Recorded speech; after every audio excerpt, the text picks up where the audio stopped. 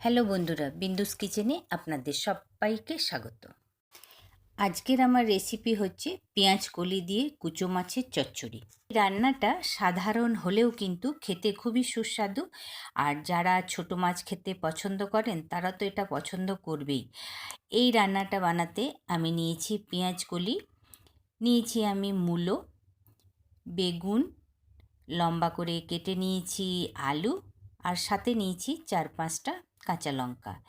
এই সব সবজিগুলোকে লম্বা লম্বা করে কেটে নিয়ে পরিষ্কার করে ধুয়ে নিয়েছি।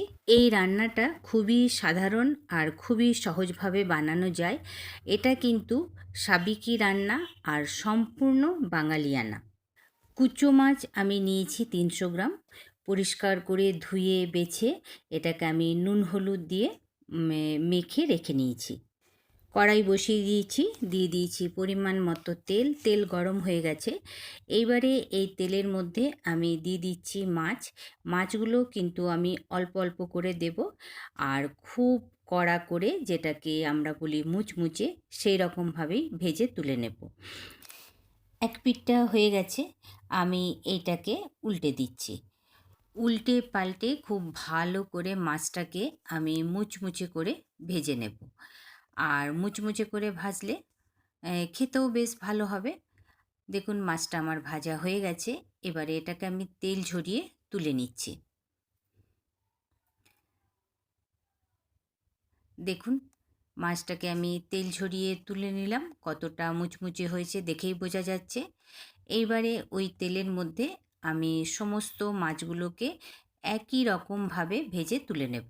সমস্ত মাছগুলো আমি ভেজে তুলে নিলাম। এরপর ওর মধ্যে দিয়ে দিচ্ছি আমি ফোড়ন। তো ফোড়নে নিয়েছি আমি 2টো শুকনো লঙ্কা, আর নিয়েছি 1/2 চামচ কালো জিরে। সেই ফোড়নটা দিয়ে দিলাম। একটু করে আমি নাড়াচাড়া করে নিচ্ছি।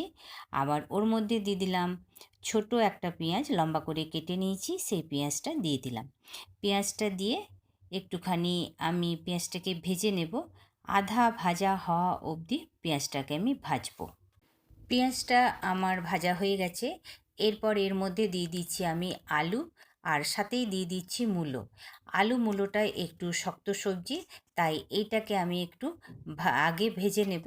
আধা ভাজা অবধি এটাকেও এখন আমি ভেজে নেব। বেশ কিছুক্ষণ ধরে আলু আর মূলো আমি ভেজে নিলাম। দেখুন একটা দাগ এসে গেছে, এই ভাজাটা হয়ে গেছে। এরপর এর মধ্যে দিয়ে দিচ্ছি আমি কেটে রাখা পেঁয়াজকলি, সাথে দিয়ে দিচ্ছি বেগুন, তার সাথে দিয়ে দিচ্ছি আমি কাঁচা লঙ্কাটাও। এই সমস্তগুলো দিয়ে আবারও এটাকে আমি কিছুক্ষণ ভাজবো।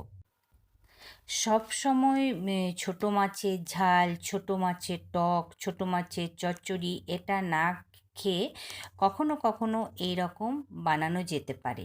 এখন শীতের সময় এই সব সবজি তো খুবই ভালো পাওয়া যাচ্ছে, খেতেও ভালো আর বানাতেও খুবই সহজ। দেখুন খুব ভালোভাবে সমস্ত সবজিগুলো আমার ভাজা হয়ে গেল।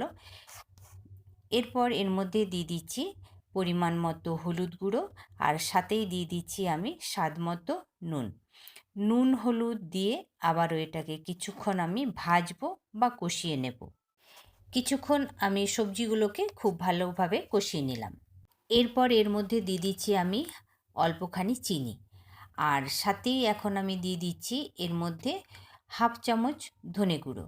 ধনে গুঁড়োটা এই ছোটো মাছের মধ্যে দিলে খুবই একটা সুন্দর গন্ধ হয়, আর খেতেও কিন্তু ভালো হয়।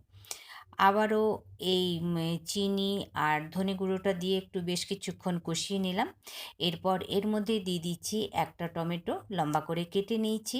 এই টমেটোটা দিয়ে আবারও কিছুক্ষণ এটাকে আমি কষিয়ে নেব।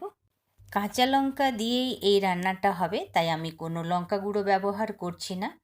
দেখুন টমেটো দিয়ে কষিয়ে নিলাম। এটাকে এখন 5 মিনিট ঢেকে দিলাম। 5 মিনিট পর ঢাকাটা খুলে আবার আমি দেখে নিচ্ছি। আবারও কিছুক্ষণ কষিয়ে নিচ্ছি।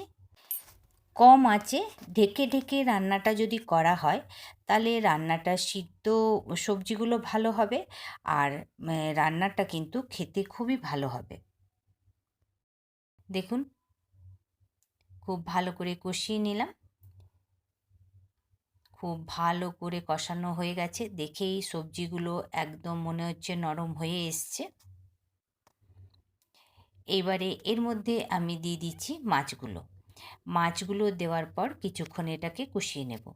সবজির সাথে মাছটাকে খুব ভালো করে মিলিয়ে নেব। মাছ আর সবজি খুব ভালোভাবে মিলে গেছে। এবারে এর মধ্যে দিয়ে দিচ্ছি অল্প পরিমাণে জল। জল দিয়ে খুব ভালো করে নাড়াচাড়া করে নিচ্ছি। খুব ভালো করে মিলিয়ে নিয়ে আবারও এটাকে মিনিট 5-এর জন্য ঢেকে দেব। যেটুকু সবজি বাকি আছে সিদ্ধ হতে সেটা হয়ে যাবে। 5 মিনিট পর ঢাকা খুলে আমি দেখে নিচ্ছি।